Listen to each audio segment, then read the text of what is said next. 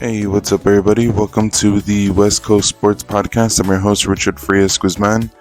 And on today's episode, I am going to be talking about, of course, the Lakers as they are underway on their second round series with the Warriors, and they're coming away with that big time victory. Winning 2 in a row at home, making the series 3-1.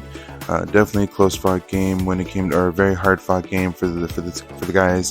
Definitely a close one overall. And just the overall, our final score being 104-101. It was pretty much a nail biter all the way through. Pretty much for the most part. Even at one point, the Lakers were actually down a little bit. Definitely caused a whole lot of anxiety and worry for me. Just kidding, but definitely kept a close eye on the game, and definitely was a little bit worried that we might go back to San Francisco being tied up 2-2 with the Warriors having home field advantage at that, or home court advantage, I should say.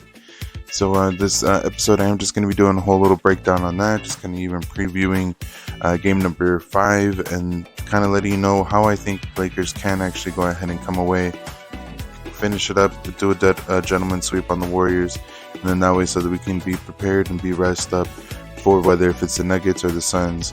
So with that being said, guys, I'm also going to do a quick little update on the Dodgers, as they did unfortunately have took an L last night against the Brewers. I believe it was like 9-3 or 8-3, something like that.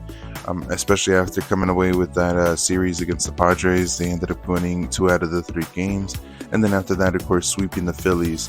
So definitely just some up and downs here for the Dodgers, but definitely you're starting to see how the team is kind of coming around, and just overall seeing how they're maybe a few pieces away from really being a contender and from really having a full solid squad and being able to go in and compete for another championship. So with that being said, I am just going to get right into the podcast here for you guys. But just before I do want to go in and just remind you guys to definitely go and follow me on Instagram and on Twitter. And don't forget that I am on YouTube now. If you guys are watching this on YouTube, make sure you go ahead and hit the like button, and make sure you go ahead and hit subscribe. It definitely helped me out. Make sure you let anybody, friends, family, coworkers, whoever it is, make sure you let them know about the podcast. It'll definitely help me out. And if you happen to be listening to this on Spotify, Apple Podcasts, whatever it is, if you can, like it, rate it 5 stars, whatever the case is. Again, it'll definitely help me out on my podcast and growing it for you guys. And then hopefully I can make even better quality more and more as the time goes on. So with that being said, let's get right into talking about the Dodgers here, guys.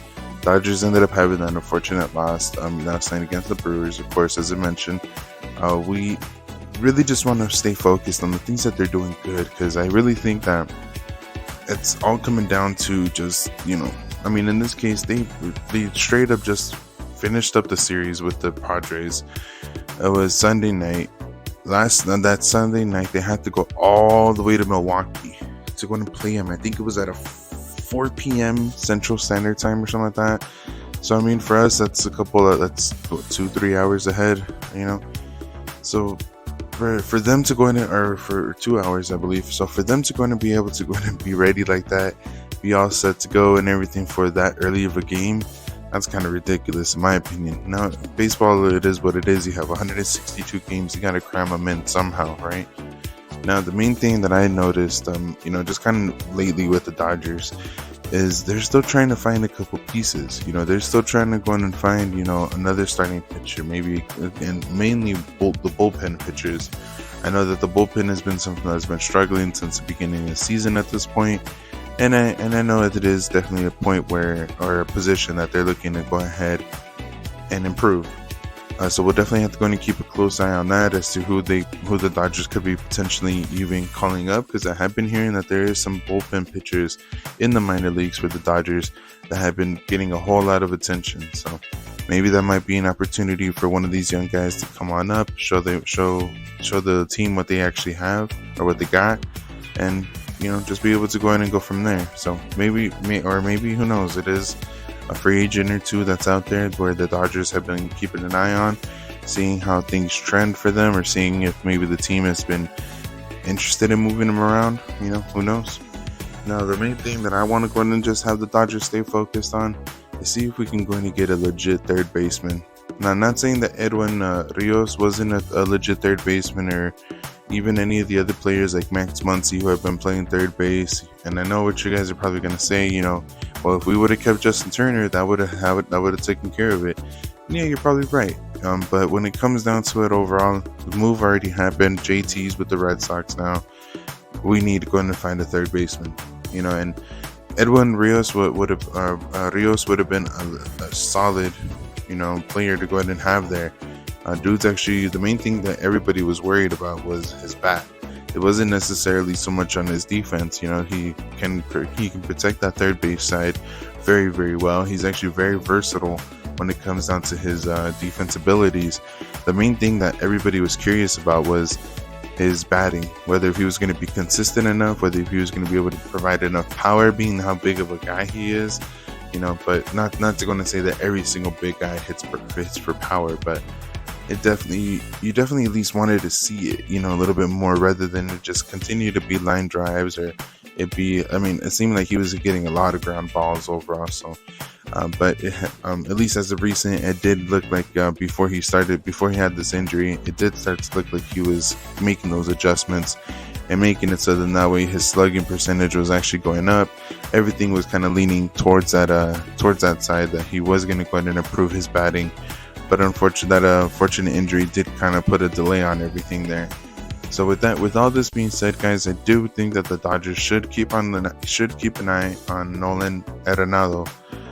He is with the Cardinals, if I'm not mistaken. Still, the main thing here is if the Dodgers are willing to go ahead and maybe move away from a couple young pieces, which is pretty much always the story. And not to go and say that it has to be James Outman or anything like that. As a matter of fact, I would prefer it not be James Outman. If it's a minor leaguer that somebody or some teams have actually been, looking at him, definitely I would say you gotta explore that option. Especially if this guy is not producing anything or not bringing anything to your ball club as of now. And I get it, he's a prospect. He's somebody who can come up in the major leagues in the next couple of years, and then you have another James Outman or Cody Bellinger situation where you have this young guy, you have to go and give him minutes because he's playing so damn good. Yes, and that is definitely a possibility, but what does it help you right now? Especially if you're not willing to go and bring him up, especially if there's no position that they can play right now. If you possibly can't see them playing any kind of position on your major league roster right now, what is the point of keeping them on your team when you can go and get somebody who can produce for you right away and who can get you possibly closer to the overall goal for this season? Which I think, especially with this Dodgers team, how good they've been in the past couple of years, I really think that's a reasonable goal overall for the team, is to go and go for a World Series each and every season. But maybe that's just me. But let me know what you guys think. Let me know if you guys think that maybe getting Nolan Arenado, maybe it is Shohei Ohtani, maybe it's some other player, something like that. Maybe it is just firming up the bullpen. Maybe it's a combination of it all in order to really make the Dodgers a contender. But let me know what you guys think. Let me know if you like the idea of maybe Nolan Arenado, maybe Shohei Ohtani, maybe you like the idea of just getting some bullpen guys and seeing how the team goes from there. Let me know what you guys think overall. I'm thinking that they're going to turn things around with this series against the Brewers, similar to like how it was with the Padres. Maybe losing the first game or something like that, and then maybe bouncing back game 2 and 3. But we'll see what happens after that. They have to fly on back home to go up against the Padres again. But they'll be over at home at Dodger Stadium after that. So, with that being said, I am just going to transition on over to the Lakers here for you guys. I do just want to take a quick second to go and remind you guys to go ahead and follow another page on Instagram if you haven't done so already. So it is my wife's page. It is called Rosie's Designs EST 2022. Make sure you drop a follow for that, or make sure you drop a follow on there.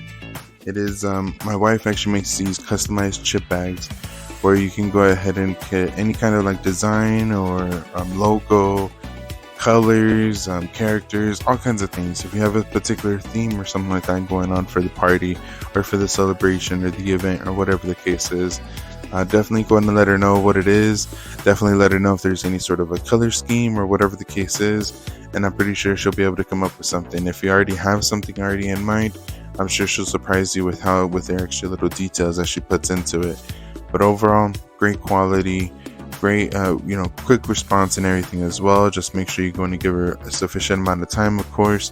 But the main thing here is, if you have any sort of a event or anything like that, definitely just send her over a DM if you haven't done so already.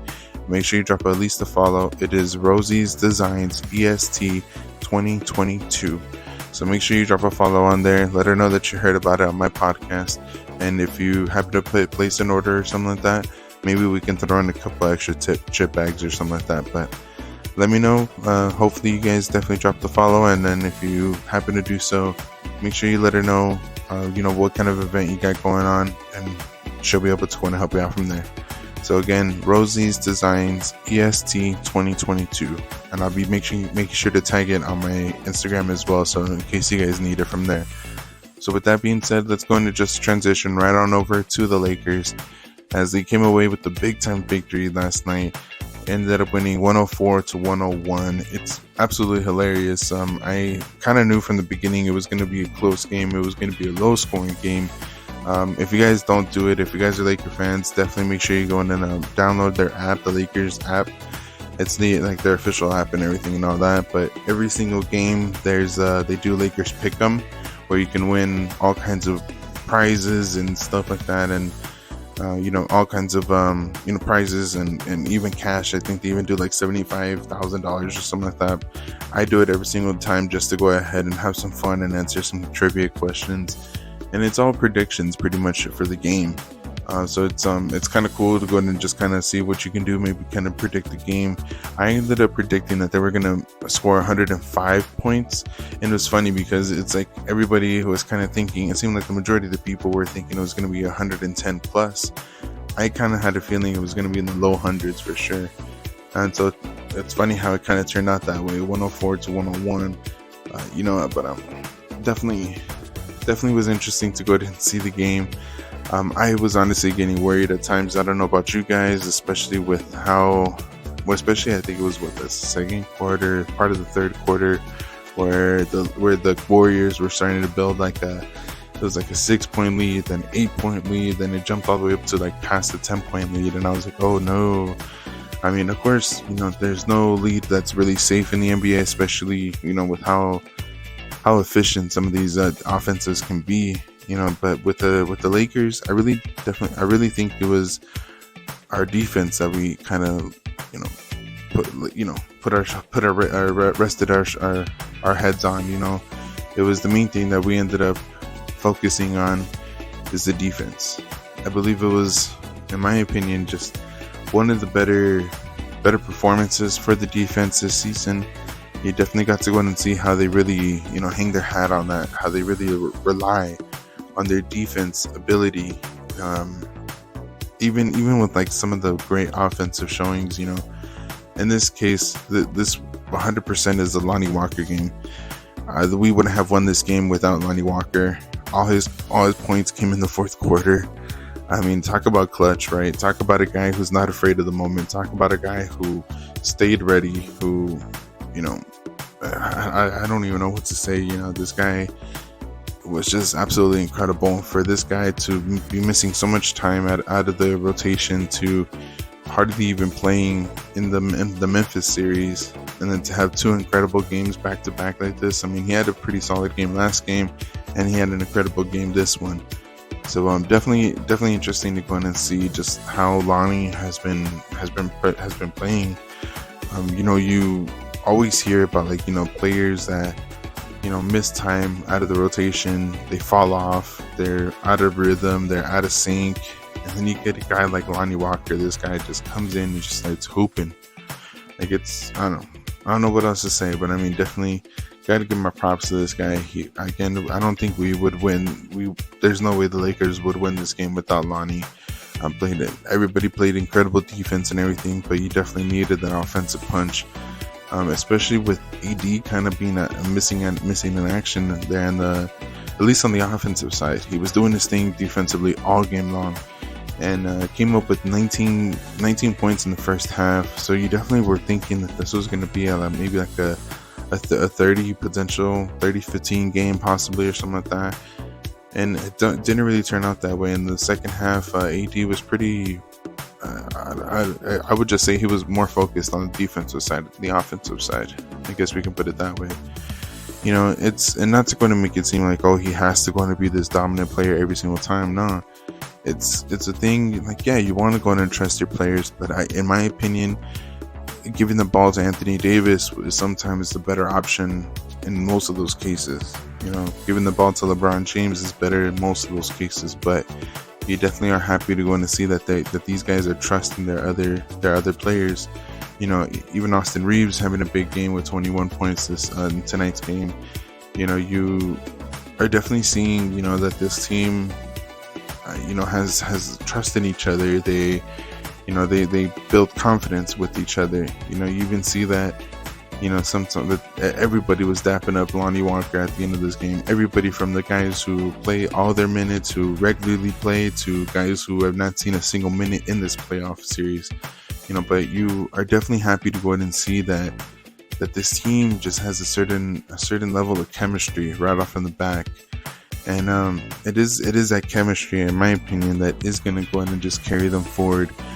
The more and more that they are building this chemistry, because it's not like this chemistry has been there forever for these guys, but it's similar to like that analogy that I ended up making my last podcast, where the Lakers are in a high pressure situation, and it's every game pretty much. It's every game that they're learning more and more about this team, about the capabilities of this team, and it's not like every team has a whole lot of film. Lonnie was doing some of the same stuff that he was doing earlier this season, but it's not like everybody knew exactly what Lonnie was going to be doing coming off of the bench and everything. Shoot, it looked like this dude had like some old school, like early 2000s in him, because he was doing a lot of those, shots kind of like similar to what Kobe used to do.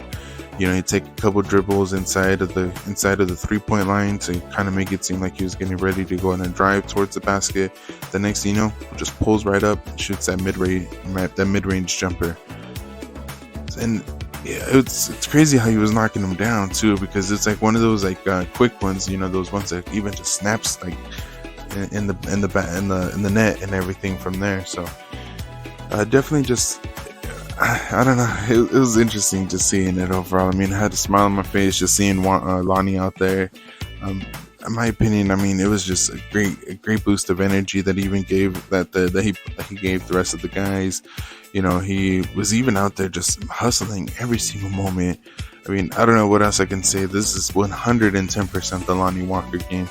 And in my opinion, with everything that's been going on this season and everything, especially with Lonnie, dude was a starter for a little while and everything as well. You got to go in and see a lot of him, earlier in the season, and then as things kind of progressed, he found his way out of the rotation. He found his way just hardly even playing, and then this dude ended up, coming in and winning us a game. For a guy because I believe he has the taxpayers minimum or something like that.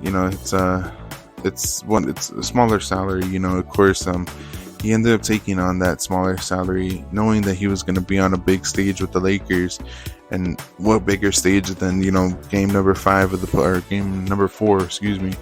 of the playoffs in the second round of the playoffs against the defending champs, and coming up big. So for this guy to go ahead and show up big like that, definitely shows that he's going to be in the running for a big time contract. Hopefully he has some sort of loyalty with the Lakers, because we ended up trusting him and everything. Maybe he can stick around. But of course, that all depends how the rest of the season goes and everything. But it would be interesting to go in and see where Lonnie ends up, or how Lonnie continues with the team, because I definitely think that not only just in this series, but I definitely think that he could still be useful in the playoffs, this whole playoffs. So we'll definitely have to see what happens with all that. Just to kind of preview game number 5 here, guys. Lakers are going to be having to go back up to San Francisco. I really hope And I'm thinking that it is possible. You even heard LeBron kind of mentioned a little bit that they messed around in the last series and they ended up having to go to a game number 6 and having to win it up at home. And there's nothing wrong with that, of course. You definitely like to go and see that the team is going to win it at home and this and that. But if they can find a way to go and win game number 5, wrap up this series, that'd be huge. Because you already have the Suns and the Nuggets, and they're already scheduled for game number 5, but they're tied up 2-2. So automatically, there's at least 2 more games. Regardless of the fact that they're going number 6 at this point. They're going to game 6. If we can wrap it up in 5, that at least gives us a little bit more, rest. And that's the main thing that I think that this team needs. In order to stay fresh, you need to go and make sure you're not playing with your food. You just go in and just go for the kill. Just eliminate this team if you are able to in number 5. Even though I know damn well the Warriors are going to come out with a vengeance. They're going to come out guns blazing. They're going to make sure that they're going to go ahead and score as many points and make sure that they end it quickly. Now, I really think that it is going to be a crucial thing. You have to go to make sure you're already prepared for it right from the get-go, because I know the Warriors are going to come out just guns blazing. So definitely important for them to go ahead and just utilize their size to continue to wear them down. I think that's the main thing that's been happening with the Warriors. They're getting worn down. They're getting bullied, by these Lakers.